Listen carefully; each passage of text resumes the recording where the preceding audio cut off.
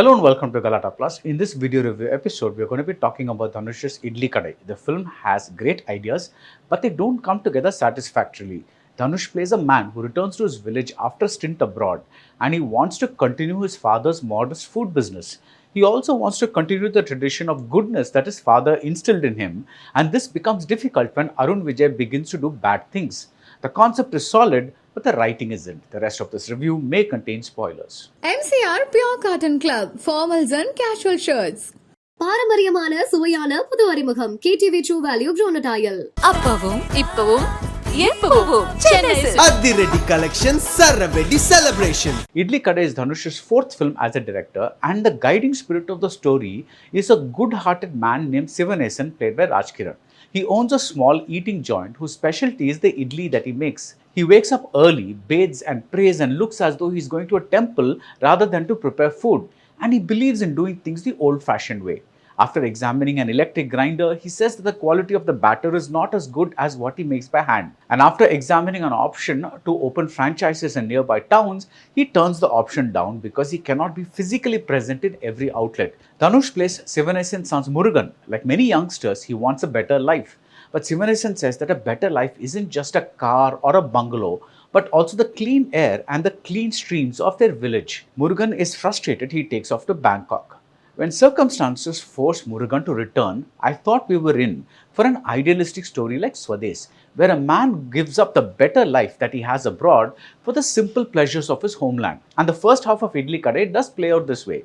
But pre-interval, there's an interesting genre shift. A villain enters the village in the form of a millionaire named Ashwin. That's the Arun Vijay character. There's a backstory. Back in Bangkok, Murugan was supposed to marry Ashwin's sister Meera, played by Shalini Pandey. Murugan's return to his village ends up cancelling this marriage, and Ashwin wants revenge. And the second half turns into a more philosophical zone. Murugan wants to live the life that his father did, following the principles of ahimsa or non-violence. But can such goodness be pursued when there is so much evil in the form of Ashwin? Or to put it in commercial cinema terms, can a hero afford not to show heroism when the villain blatantly displays villainism?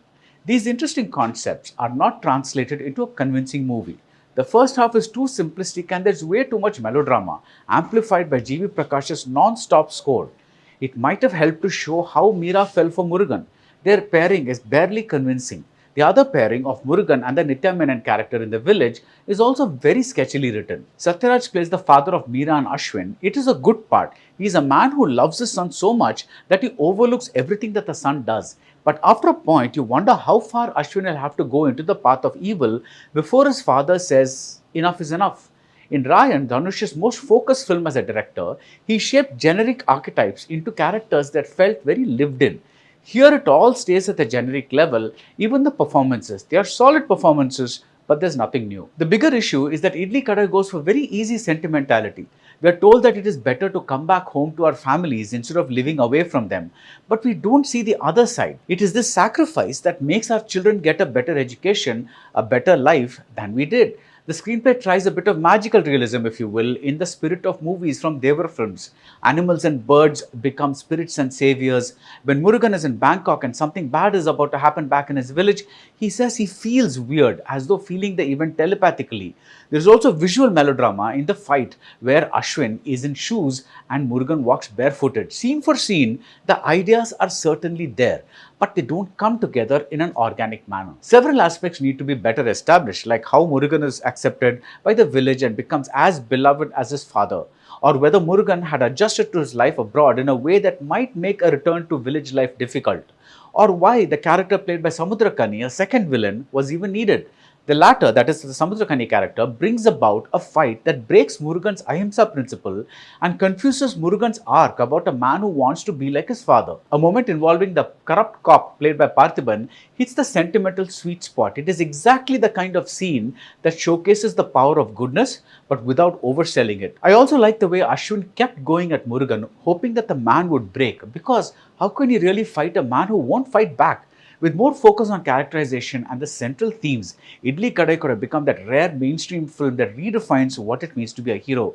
What we get instead is a pale shadow. That's it about Idli Kadai. If you like this video review, do subscribe to Galatta Plus and see you soon at the movies. MCR Pure Cotton Club, formals and casual shirts. பாரம்பரியமான சுவையான புது அறிமுகம் KTV true value ப்ரோனட் oil. அப்பவும் இப்பவும் எப்பவும் சென்னை அதிரடி collection சரவெடி celebration.